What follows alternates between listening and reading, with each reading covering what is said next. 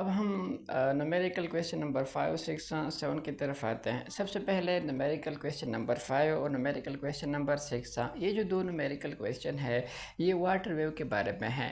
और रहे बात न्यूमेरिकल क्वेश्चन नंबर 7, वो इलेक्ट्रोमैग्नेटिक वेव के हवाले से है। एक बात, दूसरी बात यह है कि ये जो न्यूमेरिकल क्वेश्चन नंबर 5 है, 6 है और 7 है, इस तीनों न्यूमेरिकल क्वेश्चन में हमने यूनिवर्सल वेव इक्वेशन यानी v is equal to F lambda या c is equal to F lambda, अगर इलेक्ट्रोमैग्नेटिक वेव की बात हो रही हो तो फिर ये यूनिवर्सल वेव इक्वेशन हमने इस्तेमाल करना है। तो ये तीन न्यूमेरिकल इक्वेशन जो कि 5, 6, 7 है, इसमें हमने यूनिवर्सल वेव इक्वेशन को इस्तेमाल करना है। तो अब आते हैं सबसे पहले न्यूमेरिकल क्वेश्चन नंबर 5 जो है वो करते हैं। न्यूमेरिकल क्वेश्चन नंबर 5 में सबसे पहले एक डिवाइस यूज़ किया गया है जिसको हम बोलते हैं रिपल टैंक। मिसाल के तौर पर यहाँ पर मैंने एक डिवाइस को ले लिया और इस डिवाइस को हम नाम देते हैं रिपल टैंक। रिपल टैंक एक ऐसा डिवाइस है कि जिसमें हम वाटर वेव्स को पैदा भी करें और फिर उसके बाद हम उस वाटर वेव्स को स्टडी भी करें। तो रिपल टैंक दो मकसद के लिए इस्तेमाल हम करते हैं। पहले हम इसमें वाटर वेव को पैदा करते हैं, फिर इसके बाद हम उस वाटर वेव को स्टडी करते हैं। तो ये एक रिपल टैंक है। यहाँ पर हम इस तरह का वाटर जो है वो ले लेते हैं। अब हम ऐसा करते हैं कि यहाँ पर मैं इसी तरह यहाँ पर एक स्ट्रेट वाइब्रेटर को यहाँ पर मैं उठाता हूँ। तो यहाँ पर मैंने इसी तरह का एक स्ट्रेट वाइब्रेटर जो है, यहाँ पर एक स्ट्रेट वाइब्रेटर मैंने ले लिया। अब मैं ऐसा करता हूँ कि इस स्ट्रेट वाइब्रेटर को उठाता हूँ। यहाँ पर इस तरह का एक स्ट्रेट वाइब्रेटर को मैं उठाता हूँ। अब मैं इसको यहाँ पर इस तरह का ऑसिलेट करता हूँ। जब मैं इसको इस तरह ऑसिलेट करूँगा तो फिर इस रिपल टैंक के इस सरफेस के यानी वाटर यहाँ पर इसकी वजह से जो है वेव्स पैदा होंगे। तो ये हो गया पहला वेव्स, इसी तरह ये हो गया दूसरा वेव्स, इसी तरह ये हो गया तीसरा वेव्स, इसी तरह यह हो गया चौथा वेव्स और ये पांचवा वेव्स। ये वाटर वेव्स है दरअसल में। अब हमें पता है कि ये जो वाटर वेव होते हैं वो ट्रांसवर्स वेव होते हैं। कैसे? मिसाल के तौर पर यहाँ पर मैंने ले लिया एक तालाब मैंने ले लिया। अब मैं ऐसा करता हूँ कि एक स्टोन को उठाता हूँ और उस तालाब के अंदर मैं फेंक देता हूँ। जब मैं वो स्टोन तालाब के अंदर फेंकूँगा तो फिर वो स्टोन जो है वो नीचे जाएगा। जब वो स्टोन नीचे जाएगा तो जो पार्टिकल होगा वो अपने साथ नीचे जो है लेकर जाएगा। तो मतलब यह है कि पार्टिकल्स इस तरह वो तो फिर जो स्टोन होगा वो नीचे तो बैठ जाएगा, लेकिन वो जो पार्टिकल होगा, वाटर का मॉलिक्यूल होगा, वो तो इलास्टिसिटी की वजह से ऊपर आएगा। तो फिर वो ऊपर आएगा। तो इस तरह उन्होंने इस तरह ऑसिलेट कर दिया। तो फिर इसकी वजह से नाइबर जो मॉलिक्यूल होंगे वो ऑसिलेट करेंगे, उसकी वजह से नाइबर मॉलिक्यूल ऑसिलेट करेंगे। मतलब ये है कि पार्टिकल इस तरह ऑसिलेट कर रहे हैं, पार्टिकल इस तरह ऑसिलेट कर रहे हैं और इसी तरह वे जो वेव्स पैदा होते हैं वो इस तरह पैदा होते, इस तरह जो वेव्स हो जाते हैं। तो देखें, पार्टिकल्स ऑसिलेशन देखें और वेव्स प्रोपेगेशन देखें, ये दोनों म्यूचुअली परपेंडिकुलर होते हैं। जब भी जहाँ पर भी पार्टिकल्स ऑसिलेशन और वेव प्रोपेगेशन, जब ये दोनों म्यूचुअली परपेंडिकुलर होते हैं तो फिर इस तरह के वेव्स को हम बोलते हैं ट्रांसवर्स वेव्स। मतलब ये है कि वाटर के सरफेस के ऊपर जो वेव्स पैदा होते हैं वो ट्रांसवर्स वेव होते हैं। हमें पता है कि ट्रांसवर्स वेव जो है वो क्रस्ट और ट्रफ पर मुश्तमिल होता है। तो यहाँ पर अब मैं बनाऊँगा बाकायदा, यहाँ पर जो वाटर ट्रांसवर्स वेव होते हैं वो क्रस्ट और ट्रफ पर मुश्तमिल होता है। तो वो क्रस्ट पर और ट्रफ पर मुश्तमिल होता है। तो ये ले लिया मैंने मीन पोजीशन, मीन लेवल मैंने ले लिया। इसी तरह ऊपर वाले पोर्शन को हम बोलते हैं क्रिस्ट और नीचे वाले पोर्शन को हम बोलते हैं ट्रफ। तो ये पूरा एक वेव जो है यहाँ से लेकर यहाँ तक ये एक वेव हो गया। इस तरह यहाँ से मैंने एक और वेव जो है वो भी बनाया। यहाँ पर मैंने इसी तरह का एक और वेव्स भी मैंने बनाया। ये हो गया मीन लेवल। मीन लेवल से ऊपर वाले हिस्से को हम बोलते हैं क्रिस्ट। ये भी एक क्रिस्ट है और इस तरह ये भी एक क्रिस्ट है। और मीन लेवल से नीचे वाले जो हिस्सा होता है उसको हम बोलते हैं ट्रफा। ये भी ट्रफ है और ये भी ट्रफा होता है। अब देखिए, क्रस्ट, दो मुसलसल क्रस्ट के दरमियान जो फासला होता है उसको हम बोलते हैं वेवलेंथ। इस तरह दो मुसलसल ट्रफ, ये भी ट्रफ है और ये भी ट्रफ है। तो दो मुसलसल ट्रफ के दरमियान जो है जो फासला होता है, इस फासले को हम बेसिकली बोलते हैं वेवलेंथ बोलते हैं। इस फासले को हम बेसिकली वेवलेंथ बोलते हैं। तो यहाँ से लेकर यहाँ तक ये फासला जो वेवलेंथ बोलते हैं, यहाँ से लेकर यहाँ तक इस फासले को हम वेवलेंथ बोलते हैं। अब ये जो वेवलेंथ है ये दिया गया है, ये जो वेवलेंथ है कितना दिया गया है, ये जो वेवलेंथ है ये दिया गया है 2.8 मीटर दिया गया है। वेवलेंथ दिया गया है 2.8 मीटर जो है वो दिया गया है।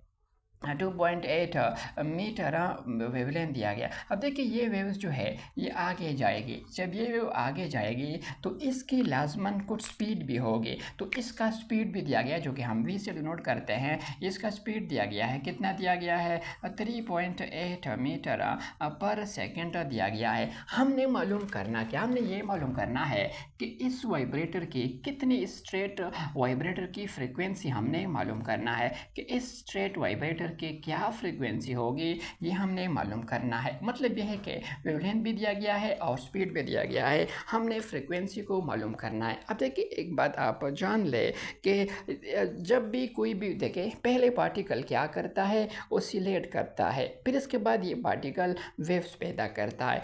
दूसरी बात अब ये बात जान ले कि जो फ्रीक्वेंसी इस पार्टिकल की होती है वही फ्रीक्वेंसी इस वेव्स की भी होती है। इस केस में अगर मैं बात करूं तो जो फ्रीक्वेंसी इस पार्टिकल की होगी वही फ्रीक्वेंसी इस वेव की भी होगी। अगर मैं ऐसा यहाँ पर सबसे पहले मैं इस बात को लिखता हूँ क्योंकि ये बात ज़रूरी है। तो जो फ्रीक्वेंसी पार्टिकल की होती है, जो फ्रीक्वेंसी जो फ्रीक्वेंसी जो है इस स्ट्रेट वाइब्रेटर की होगी, जो फ्रीक्वेंसी इस स्ट्रेट वाइब्रेटर की होगी, तो वही फ्रीक्वेंसी जो है वो इस वेव्स के भी, वाटर वेव्स के भी होगी। मतलब ये है कि इस वाटर वेव की फ्रीक्वेंसी और इस वाटर वेव की फ्रीक्वेंसी और स्ट्रेट वाइब्रेटर की फ्रीक्वेंसी दोनों सेम होती है। मतलब ये है कि ये बात आप हमेशा के लिए याद रखें कि जब पार्टिकल ऑसिलेट करता है फिर वो वेव पैदा करता है। अब जो फ्रीक्वेंसी इस पार्टिकल की होगी, सोर्स की होगी, वही फ्रीक्वेंसी वेव की भी होगी। अब अगर मैं ऐसा करूँ कि यहाँ पर मैं यूनिवर्सल वेव इक्वेशन इस्तेमाल करो और उस यूनिवर्सल वेव इक्वेशन से इस वेव का फ्रीक्वेंसी मालूम करो, तो फिर वही फ्रीक्वेंसी इस सोर्स का भी होगा। तो यही तरीका मैं यहाँ पर अप्लाई करूँगा। तो अब शुरू करें। सबसे पहले लिखे कि एज वी नो दैट, हमें पता है, हमें क्या पता है, हमें पता है universal wave equation V is equal to F lambda. ये वाला इक्वेशन हम यहाँ पर इस्तेमाल करेंगे। क्यों इस्तेमाल करेंगे? क्योंकि स्पीड भी दिया गया है, वेवलेंथ भी दिया गया है, तो फ्रीक्वेंसी इस इक्वेशन में है। तो इसमें इस इक्वेशन से हम फ्रीक्वेंसी को इस्तेमाल मतलब ये मालूम कर सकते हैं। तो पहले एफ लेम्डा को लिख लीजिए इज इक्वल टू, फिर इसके बाद में वी लिखे, इस साइड को भी लेमडा पर डिवाइड करें, ये भी लेमडा पर डिवाइड हो जाएगा, लेमडा लेमडा के साथ कैंसल, तो frequency is equal to V divide by lambda जो है ये आ जाएगा। अब इस इक्वेशन में वैल्यूज़ को पुट कर लीजिए, तो फ्रीक्वेंसी बराबर आ जाएगा, स्पीड कितना है, स्पीड है 3.8 मीटर पर सेकेंड डिवाइड बाई वेवलेंथ कितना है, वेवलेंथ है 2.8 मीटर मीटर के साथ कैंसल। जब हम 3.8 डिवाइड बाई 2.8 कर लेते हैं तो इनकी डिवीजन से आप कर भी सकते हैं, इनकी डिवीजन से 1.35 आता है, इनकी डिवीजन से 1.35 ही आता है हार्ट्स, क्योंकि फ्रीक्वेंसी की एस यूनिट हार्ट्स है। या इसको हम ऐसे भी लिख सकते हैं राउंड अप करके 1.4 हार्ट्स जो है ऐसा भी कर सकते हैं, लिख सकते हैं। मतलब ये है कि इस वेव की फ्रीक्वेंसी मैंने मालूम कर दी, कितनी आई, इस वेव की फ्रीक्वेंसी मैंने मालूम कर दी 1.35 हार्ट्ज या 1.4 हार्ट्ज। अब ये जो फ्रीक्वेंसी है ये इस सोर्स की भी है और ये फ्रीक्वेंसी इस वेव की भी है। तो यहाँ पर अब लिखे कि फ्रीक्वेंसी मैंने मालूम कर दी 1.35 हार्ट्ज या राउंड अप करके 1.4 हार्ट्ज जो है ये मैंने मालूम कर दी। तो फ्रीक्वेंसी चाहिए था मैंने मालूम कर दिया। अब आते हैं न्यूमेरिकल क्वेश्चन नंबर 6 जो है 5 हो गया न्यूमेरिकल क्वेश्चन नंबर 6 की तरफ अब आते हैं। न्यूमेरिकल क्वेश्चन नंबर 6 जो है उनको अब हम करते हैं। तो न्यूमेरिकल क्वेश्चन नंबर 6 जो है उनको अब हम करते हैं। न्यूमेरिकल क्वेश्चन नंबर 6 को अब हम बेसिकली करते हैं। सबसे पहले न्यूमेरिकल क्वेश्चन नंबर 6 में भी ये भी वाटर वेव्स के बारे में है। न्यूमेरिकल क्वेश्चन नंबर 6 इसमें भी वाटर वेव्स दिया गया है। मिसाल के तौर पर यहाँ पर मैंने ले लिया सबसे पहले मीन लेवल मैंने ले लिया, ये हो गया पहला एक वेव हो गया, और ये यहाँ से लेकर यहाँ तक ये एक वेव हो गया, और फिर इसके बाद यहाँ से लेकर यहाँ तक जो है ये दूसरा वेव हो गया। मतलब ये है कि यहाँ से यहाँ तक एक वेव, यहाँ से यहाँ तक दूसरा वेव। अब देखिए मीन लेवल से ऊपर वाले जो ऐसे होते हैं उसको हम बोलते हैं क्रिस्ट, ये भी क्रिस्ट है और इसी तरह ये भी क्रिस्ट है। नीचे लेवल को नीचे जो पोर्शन होता है उसको बोलते हैं ट्रफ, ये भी ट्रफ है और इसी तरह ये भी ट्रफ होता है। अब इसमें दो मुसलसल क्रिस्ट के दरमियान जो फासला होता है जिसको हम वेवलेंथ बोलते हैं, और इसी तरह दो मुसलसल ट्रफ के दरमियान जो फासला होता है उसको हम वेवलेंथ बोलते हैं। सबसे पहली बात यह है कि वेवलेंथ दिया गया है, कितना दिया गया है 4 मीटर। ये जो वेवलेंथ है ये दिया गया है 4 मीटर दिया गया है। जो वेवलेंथ दिया गया है इसमें सबसे पहले वेवलेंथ दिया गया है 4 मीटर दिया गया है। अब ये वेव जो है ये आगे जाएगा, ये वेव्स ये बेसिकली आगे जो है जाएगा। तो मैं यहाँ से जो है यहाँ से लेकर यहाँ से लेकर यहाँ तक इस वेव ने कुछ फासला कवर कर दिया, जो कि मैं एस से डिनोट करता हूँ। कितना फासला कवर कर दिया? 9 मीटर का फासला जो है इस वेव ने कवर कर दिया, यानी आगे 9 मीटर का फासला कवर कर दिया। जब ये वेव 9 मीटर का फासला कवर कर रहा था तो उन्होंने लाजमन कुछ टाइम भी लिया होगा। कितना टाइम लिया हुआ है? 4.5 सेकेंड जो है उन्होंने टाइम लिया हुआ है। तो इसकी जो है तो यहाँ पर मतलब डिस्टेंस भी दिया गया है। डिस्टेंस जो है जो कि मैं यहाँ पर एस से डिनोट करता हूँ वो भी दिया गया है 9 मीटर, और टाइम भी दिया गया है 4.5 सेकेंड। हमने यहाँ पर दो काम करना है। पहला हमने स्पीड को मालूम करना है, फिर दूसरा जो है हमने फ्रीक्वेंसी को भी मालूम करना है। तो न्यूमेरिकल क्वेश्चन नंबर 6 में हमने दो काम करना है। पहला इस वेव की फ्रीक्वेंसी कितनी है ये मालूम करना है, दूसरा इस वेव की स्पीड कितनी है, यानी एक सेकेंड में ये कितना फासला कवर करता है, ये दो चीज़ें मैंने मालूम करनी है।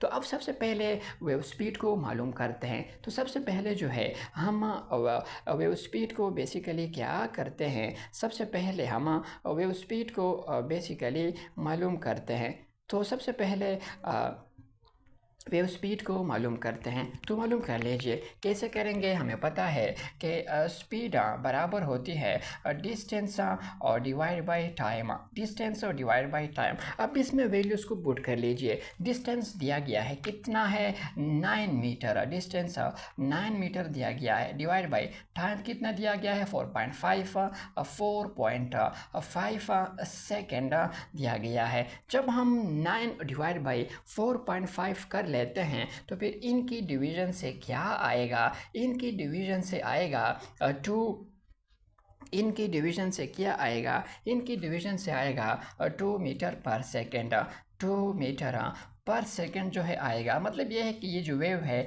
ये 2 सेकेंड में, 1 सेकेंड में 2 मीटर का फासला कवर करता है, यानी इस वेव की स्पीड 2 मीटर पर सेकेंड है। अब आते हैं हम फ्रीक्वेंसी को मालूम करते हैं। तो फ्रीक्वेंसी को मालूम करने के लिए हम यूनिवर्सल वेव इक्वेशन को इस्तेमाल करेंगे। तो यूनिवर्सल वेव इक्वेशन हमें पता है कि v is equal to F lambda जो है। इस इक्वेशन से हम फ्रीक्वेंसी को मालूम कर सकते हैं। पहले एफ लेमडा को लिखे और फिर इसके बाद वी को लिखे। तो पहले मैं यहाँ पर एफ लेमडा को लिखता हूँ, बाद में वी को लिखता हूँ। अब इस साइड को भी लेमडा पर डिवाइड कर लीजिए, ये भी लेमडा पर डिवाइड हो, दोनों साइड पर लेमडा को मैंने डिवाइड कर दिया। लेमडा लेमडा के साथ कैंसिल, तो frequency is equal to V और डिवाइड बाई लेमडा। तो फ्रीक्वेंसी इज इक्वल टू, अब यहाँ पर स्पीड कितना है ऑलरेडी मालूम किया है, तो ऑलरेडी मालूम किया है 2 मीटर पर सेकेंड, डिवाइड बाय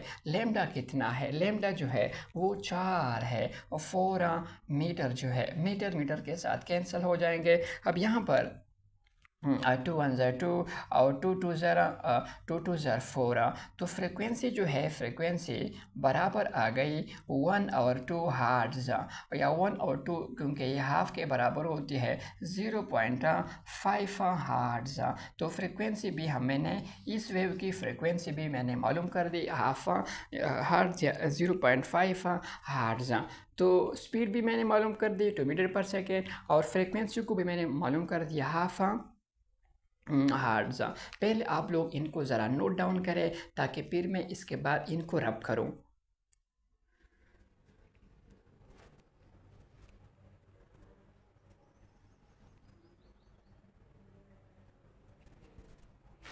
एक, दो, तीन, ओके।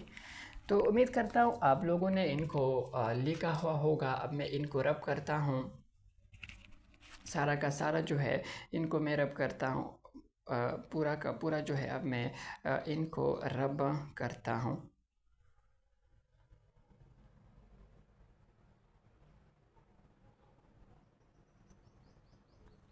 तो यहाँ से मैं रब करता हूँ। तो न्यूमेरिकल क्वेश्चन नंबर 5 भी मैंने कर दिया, और न्यूमेरिकल क्वेश्चन नंबर 6 जो है वो भी मैंने कर दिया। अब हम लास्ट न्यूमेरिकल क्वेश्चन की तरफ जाते हैं, जो कि न्यूमेरिकल क्वेश्चन नंबर 7 है। न्यूमेरिकल क्वेश्चन नंबर 7 जिसका ताल्लुक इलेक्ट्रोमैग्नेटिक वेव्स के साथ है। इसमें दो सोर्स दिए गए हैं, एक स्टेशन है, इसमें दो सोर्स मौजूद है। एक AM रेडियो वेव्स को पैदा करता है, और दूसरा जो है FM रेडियो वेव्स को पैदा करता है। यानी एक AM वेव्स पैदा करता है और दूसरा FM रेडियो वेव्स पैदा करता है, और दोनों की फ्रीक्वेंसी भी दी गई है, और दोनों स्पीड ऑफ लाइट से मूव करते हैं। तो दोनों के वेवलेंथ हमने मालूम करना है। तो बिल्कुल फील के साथ अब हम करते हैं। लास्ट न्यूमेरिकल क्वेश्चन है, which is the numerical question number 8, numerical question number 7, numerical question number 7। अब करते हैं। यहाँ पर सबसे पहले एक स्टेशन दिया गया है। ये एक स्टेशन है, रेडियो स्टेशन है। ये एक स्टेशन जो है वो दिया गया है, रेडियो स्टेशन है। यहाँ पर दो सोर्स है, एक सोर्स ये है और दूसरा सोर्स जो है वो ये है। ये जो सोर्स है ये क्या पैदा करता है, ये AM को पैदा करता है, AM रेडियो वेव्स को पैदा करता है। तो ये AM रेडियो वेव्स है, ये रेडियो वेव्स है। तो इस वजह से ये जो सोर्स है इसको मैं नाम दूंगा AM radio source, radio wave source, AM radio wave source. ये जो वेव है ये क्या करता है, ये FM रेडियो वेव को पैदा करता है, FM रेडियो वेव को पैदा करता है। तो फिर इस वजह से ये जो है इसको फिर मैं नाम दूंगा कि ये FM रेडियो वेव सोर्स है, रेडियो वेव सोर्स होता है। ये FM रेडियो वेव सोर्स है। अब देखिए ये भी इलेक्ट्रोमैग्नेटिक वेव है, ये भी रेडियो वेव है, और ये भी रेडियो वेव है, दोनों रेडियो वेव है। जब दोनों रेडियो वेव है तो फिर इसकी जो स्पीड होगी, इसकी जो स्पीड होगी, दोनों की स्पीड स्पीड ऑफ लाइट के बराबर होगी। दोनों जब वैक्यूम में जाएंगे तो स्पीड ऑफ लाइट के साथ जाएंगे। तो अब यहाँ पर मैं इसकी फ्रिक्वेंसी भी दी गई है और इसकी फ्रिक्वेंसी भी दी गई है। तो इसका वेवलेंथ भी हमने मालूम करना है, इसका वेवलेंथ भी हमने मालूम करना है। तो दो चीज़ें हैं। अब मैं ऐसा करता हूँ कि यहाँ पर जो है एक साइड पर मैं कैलकुलेशन करूँगा रेडियो वेव के लिए, और AM रेडियो वेव के लिए यहाँ पर कैलकुलेशन करूँगा FM रेडियो वेव के लिए। तो यहाँ पर अब मैं कैलकुलेशन करूँगा फॉर AM रेडियो वेव, और यहाँ पर मैं कैलकुलेशन करूँगा FM रेडियो वेव के लिए मैं कैलकुलेशन जो है वो करूँगा। तो यहाँ पर फॉर FM रेडियो वेव, तो यहाँ पर मैं FM रेडियो वेव के लिए कैलकुलेशन करूँगा। पहली बात तो ये है कि दोनों का स्पीड दिया गया है, दोनों का स्पीड ऑफ लाइट के बराबर है। तो इसकी स्पीड ऑफ लाइट के बराबर है। हमें पता है कि स्पीड ऑफ लाइट की स्पीड है 10 रेज़ टू द पावर, यानी लाइट की स्पीड 10 मल्टीप्लाई 10 पावर 8 मीटर पर सेकेंड है। और FM रेडियो वेव भी स्पीड ऑफ लाइट के साथ प्रोपेगेट करते हैं, तो फिर इस वजह से इसका स्पीड भी 3 मल्टीप्लाई 10 पावर 8 मीटर पर सेकेंड है। अब इस वेव की फ्रीक्वेंसी भी दी गई है, इस वेव की फ्रीक्वेंसी भी दी गई है, लेकिन ना यहाँ पर मैं AM भी लिखूँगा क्योंकि ये AM वेव की फ्रीक्वेंसी है। कितना है? 10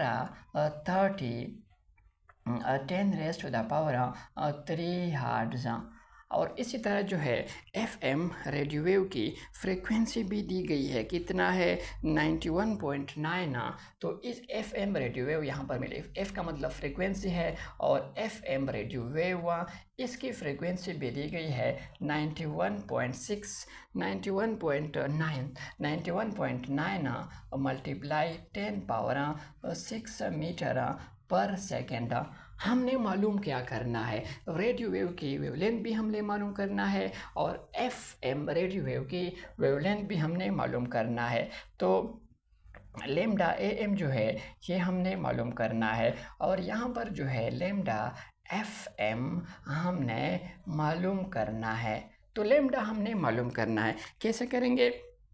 यूनिवर्सल वेव इक्वेशन से करेंगे। तो यहाँ पर सबसे पहले हमें पता है कि V is equal to F lambda. बिल्कुल। अब ये तो यूनिवर्सल वेव इक्वेशन है, लेकिन मैकेनिकल वेव के लिए है, तो इसकी जगह पर C लिख लीजिए। तो C is equal to F into lambda. हमें लेमडा चाहिए, तो पहले एफ लेमडा फिर इसके बाद C। तो एफ और lambda is equal to C। अब इस साइड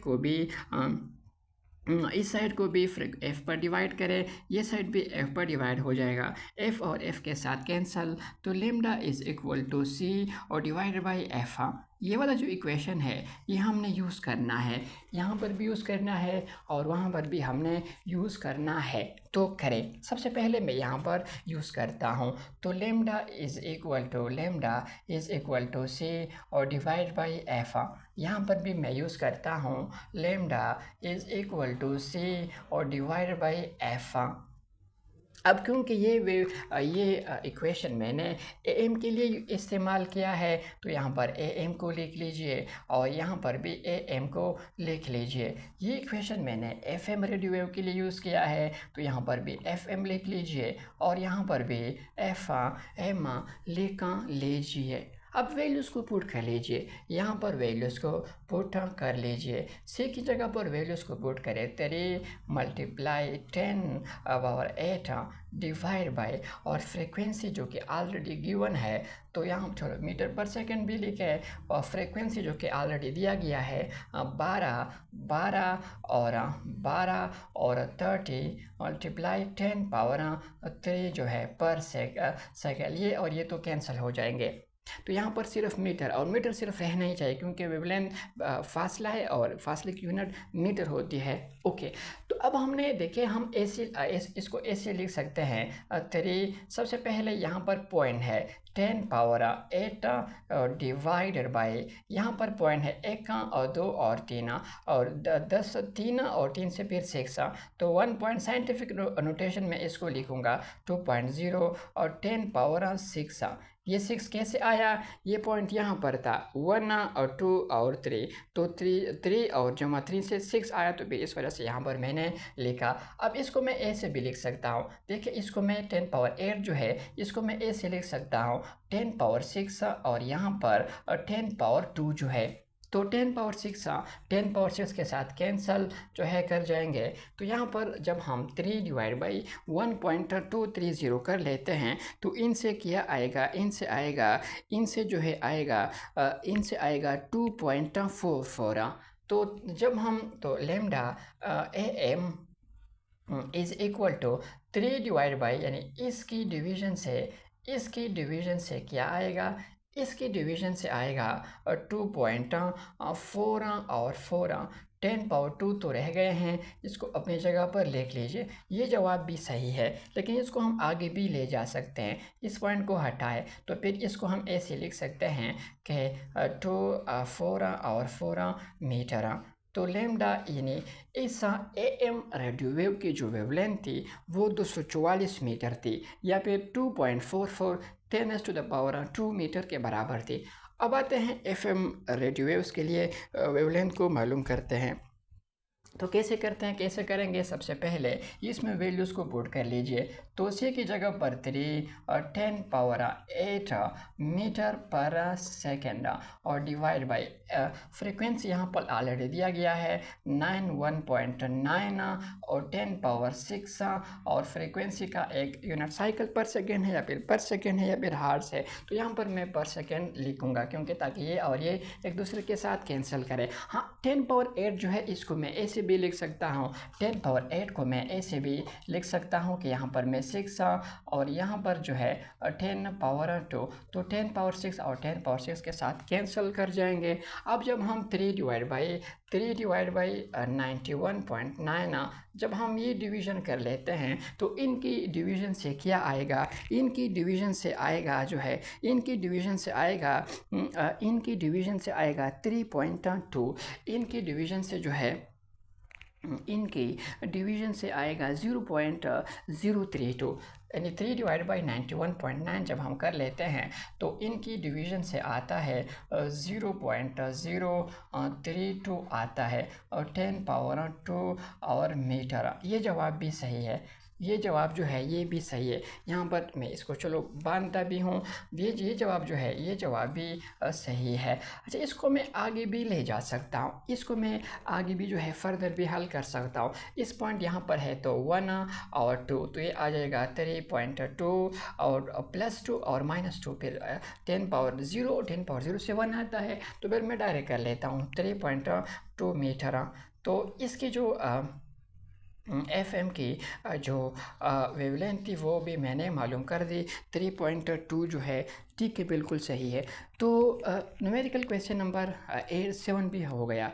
तो अब न्यूमेरिकल क्वेश्चन नंबर 1 भी हमने किया है, 2 भी मैंने किया है और इसी तरह 3 भी मैंने किया है, 4 भी किया है, 5 भी किया है, 6 भी किया है और 7 भी किया है। तो पहला वीडियो में मैंने 2 न्यूमेरिकल को एक्सप्लेन कर दिए, फिर इसके बाद दूसरा वीडियो में मैंने और 2 न्यूमेरिकल को एक्सप्लेन कर दिए। ये तीसरा वीडियो है, इसमें मैंने 3 न्यूमेरिकल क्वेश्चन को अच्छे फील के साथ जो है वो मैंने कर दिए हैं। तो इसको आप लोग पहले 2 को जो क्वेश्चन है वो देखें, फिर इसके बाद नेक्स्ट 2 क्वेश्चन को देखें और फिर ये वाला वीडियो देखें और इनको शेयर भी करें, तमाम स्टूडेंट्स के साथ शेयर करें ताकि सबको फ़ायदा हो जाए। तो उम्मीद करता हूँ कि आप लोगों ने सीखे होंगे, इनको सीखे, लिखे, नोट करें और चैनल को शेयर करें ताकि सबको फ़ायदा हो जाए। पढ़ाई करते रहे। All the very best.